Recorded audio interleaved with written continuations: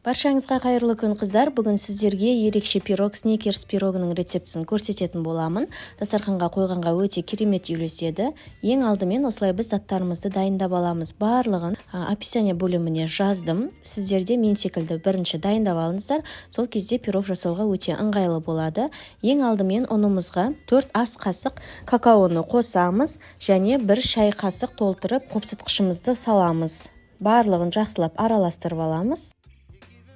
Одан кейін бір жұмыртқамызды жарып ыдысымызға дайындаймыз, бөлек ыдысқа, және сары майымызды ерітіп аламыз. Сары майымыз біздің қатты ыстық болмауы керек, өйткені жұмыртқамен бірге араласып, жұмыртқамыз пісіп кетуі мүмкін.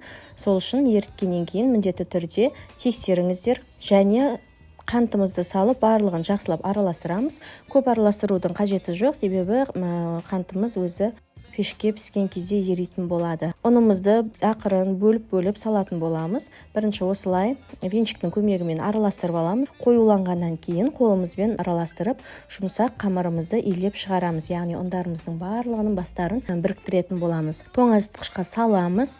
Және осы аралықта біз ішіне салатын салмасын дайындаймыз. Салмасын салу үшін Деповскийдің қоюлатылған сүтін пайдаланыңыздар. Болмаса, три желанияны пайдалансаңыздар өте керемет. Пирогтарыңыз жақсы болып шығады. Және тұздалған жаңғағымызды саламыз. Яғни арахисті салатын боламыз.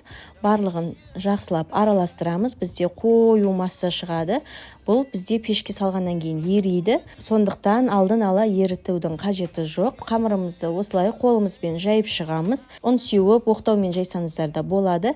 Егер ұн сеуіп, оқтаумен жаятын болсаңыздар, кескен кезде сіздердің қамырларыңыздың формасы барлығы бір тегіс болып шығатын болады. Өзіңізге қалай ыңғайлы, сол бойынша жайып шықсаңыздар болады. Құрметті достар, егер сіздерде басқа да пирогтардың рецептісін іздеп жүрсеңіздер, менің каналыма тіркеліп алыңыз.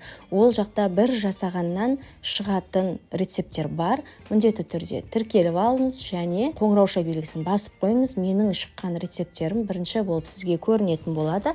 Одан кейін ішіне салатын салмасын саламыз. Осы салмасын салып жатқан кезде қыздар пешімізді алдын ала қыздырып қоямыз. 180 градуста 30 минутқа пісіріп аламыз. Біздегі ең негізгі нәрсе ол бетіндегі жаңғақ күйіп кетпеу керек. Яғни бізде бұл жерде тек қамыр ғана піссе болды. Сондықтан 30 минуттан артық негізі керек емес.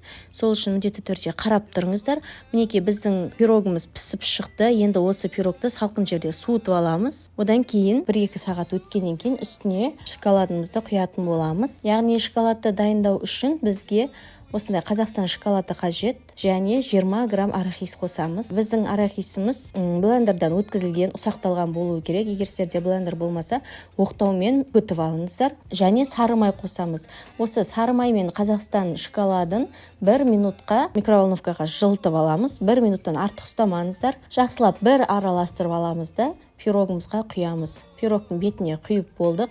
Енді осы пирогтардың бетіндегі шоколад қатуы үшін тоңазытқышқа 15 минут, 20 минутқа қойып қойсаңыздар болады. Одан кейін алып қайтадан пирогымызды кесіп дастарханға қоя берсеңіздер болады.